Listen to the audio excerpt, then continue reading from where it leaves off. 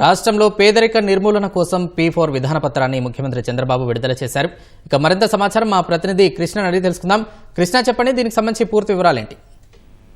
ప్రశాంత్, ఏదైతే రాష్ట్రంలో వివిధ వర్గాల ప్రజలు ఆర్థిక అసమానతలు తొలగి అంతా సమానంగా ఉండేలాగా ఒక భావన తీసుకొచ్చేందుకు ఈ P4 విధానాన్ని ముఖ్యమంత్రి చంద్రబాబు ఎన్నికల మేనిఫెస్టోలో కూడా పెట్టారు. దానికి సంబంధించి ఎప్పటికప్పుడు చెప్తూ వస్తున్నారు.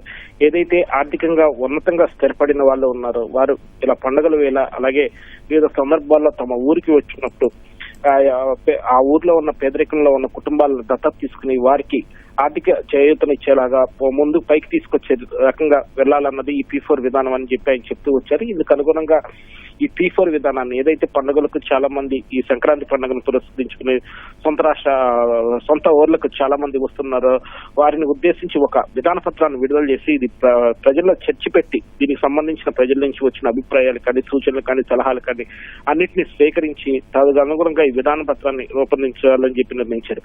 గతంలో కూడా ఏదైతే జన్మభూమి పేరుతో కూడా ఇలాంటి కార్యక్రమమే ముఖ్యమంత్రి చంద్రబాబు 97లో సీఎం గా చేపట్టినప్పుడు నిర్వహించారు ఉమ్మడి రాష్ట్రంలో.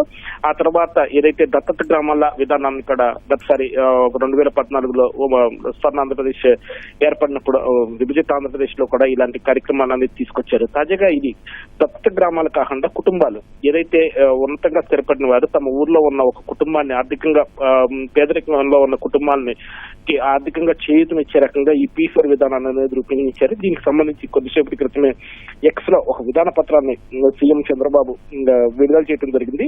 ఏదైతే ప్రతి ఒక్కరికి కూడా ప్రపంచంలో ఉన్న తెలుగు వారికి అలాగే దేశ విదేశాల నుంచి జన్మభూమికి వస్తున్న వారందరికీ కూడా సీఎం సంక్రాంతి శుభాకాంక్షలు తెలిపారు. ప్రతి ఇంట్లోనూ పండుగ శోభ కనిపించాలని చెప్పి ఆయన ఆకాంక్షించడం జరిగింది. అలాగే మనతో పాటు మన చుట్టూ ఉన్న వారికి కూడా అందరూ బాగుపడాలన్నదే ఈ పండుగ ఉద్దేశాన్ని వివరిస్తూ అందుకు అనుగుణంగా ఈ P4 విధానాన్ని రూపొందించినట్లుగా తెలిపారు.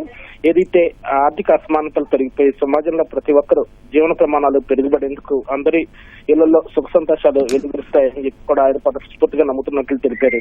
ఇందులో భాగంగానే ప్రతిపాదిత P4 public private people partnership P4 విధానంలో భాగస్వాములు అవ్వాలని చెప్పి కూడా ఆయన పిలుపునివ్వడం జరిగింది. ఏదైతే ఆరోగ్య ఆదాయ ఆనంద ఆంధ్రప్రదేశ్ లక్ష్యంతో తాము లక్ష్యంగా నిర్దేశించుకున్నామో దానికి సంబంధించి ప్రతి ఒక్కరూ కూడా భాగస్వాములు కావాలని పిలుపునిచ్చారు.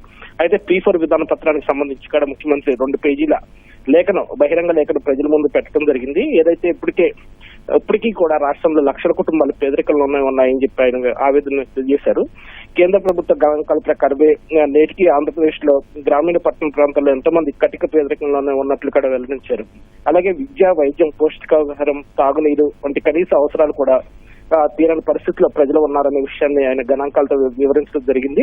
ఇలాంటి పరిస్థితిని మార్చేందుకు అలాగే సమాజాన్ని శక్తివంతంగా చేసేందుకు కూడా ఈ P4 విధానాన్ని ప్రతిపాదించినట్లు ఆయన వెల్లడించారు.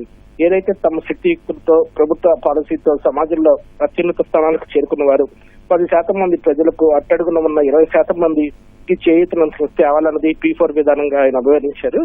ఏదైతే పేదల వర్గాల చదువులకు అలాగే ఉపాధి అవకాశాలకు నైపుణ్యం పెంచేందుకు ఒక పద్ధతి ప్రకారం ఈ విధానాన్ని తీసుకురావాల్సిన అవసరాన్ని ఆయన ఇక్కడ వివరించడం జరిగింది. ఈ సంకల్పంతోనే ఈ P4 విధానంలో ప్రతి ఒక్కరూ భాగస్వాములు కావాలని చెప్పి కూడా ముఖ్యమంత్రి చంద్రబాబు పిలుపునిచ్చారు. అలాగే సమాజంలో వెనుకబడిన వర్గాలకు అవసరమైన నాలెడ్జ్ అలాగే సాంకేతికత మార్గనిర్దేశం చేసి వారి జీవితాల్లో వెలుగులు తీసుకురావచ్చని చెప్పి కూడా ఒక అభిప్రాయం వ్యక్తం చేశారు.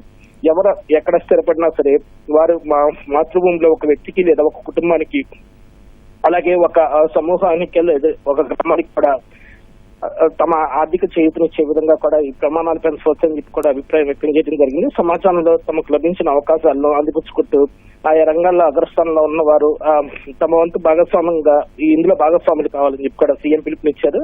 ఏదైతే ఈ P4 విధానానికి సంబంధించి అభిప్రాయాలను దాదాపు 30 రోజుల పాటు ప్రభుత్వం స్వీకరిస్తుందని చెప్పి అందుకు అనుగుణంగా వచ్చిన వాటికి అనుగుణంగానే ఉత్తమ పాలసీని రూపొందించి అందుబాటులో తీసుకున్నట్లు తన 2 పేజీల లేఖలో సీఎం వివరించారు. ప్రశాంత్, రైట్, ధన్యవాదాలు కృష్ణ.